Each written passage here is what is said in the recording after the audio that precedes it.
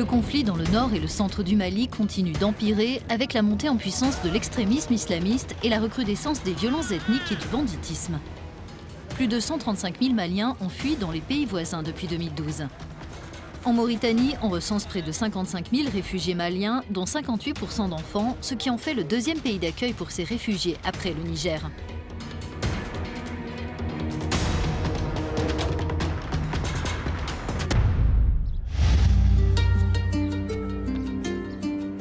On dirait un océan de tentes et de sable.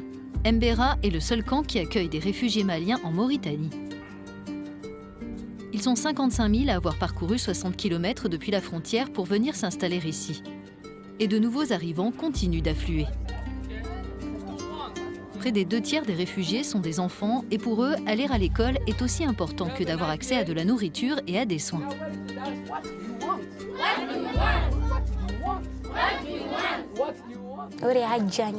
Je suis contente parce que l'école, pour moi, ça a vraiment du sens. Ça me permet de voir le monde autrement. Let's have a look at them. Repeat, let's have a look at them.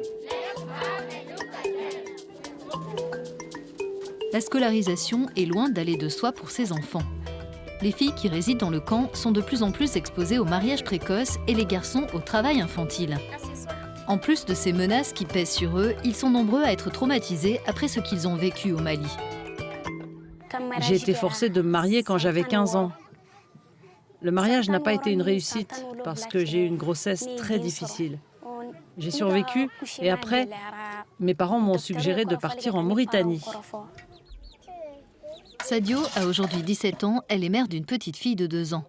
Et si elle va en classe, c'est grâce à Rougui, intervenante sociale d'une ONG locale, qui a été financée par le Haut Commissariat des Nations Unies pour les réfugiés, dans le cadre d'un projet soutenu par le service de l'Union européenne à l'aide humanitaire. Elle va bien. Je dis, tu fais l'école? Elle m'a dit oui. J'étais à l'école plus tôt. Et je dis, tu es mariée? Elle m'a dit non, divorcée. Et je l'ai posé des questions. Si tu veux retourner à l'école, elle m'a dit oui. Je pense qu'un enfant qui a un enfant aussi est un enfant vulnérable. Sur un total de 31 000 enfants, 20 000 sont en âge d'être scolarisés. Dans le camp, il y a 8 écoles primaires comme celle-ci. Le très grand nombre d'enfants représente un défi pour l'UNICEF et le Haut Commissariat pour les réfugiés en raison du manque de salles de classe et d'enseignants. Malgré tout, environ 5 500 enfants suivent un cursus scolaire. Mes parents n'ont pas étudié. C'est ça que c'est moi qui vais étudier pour être une grande chose. On a des enfants qui arrivaient depuis 2012, qui étaient traumatisés, suivant la situation qu'ils ont, la crise qu'ils ont vécue chez eux au Nord Mali. On fait un appui consistant à soit réinsérer l'enfant à l'école, ou si l'enfant a dépassé l'âge scolaire, de les mettre dans les centres d'alphabétisation ou l'éducation non formelle. Plus de 4 600 élèves ont été inscrits en primaire sur les premiers mois de cette année scolaire. Les effectifs sont bien plus faibles dans le secondaire, avec à peine plus de 300 inscrits.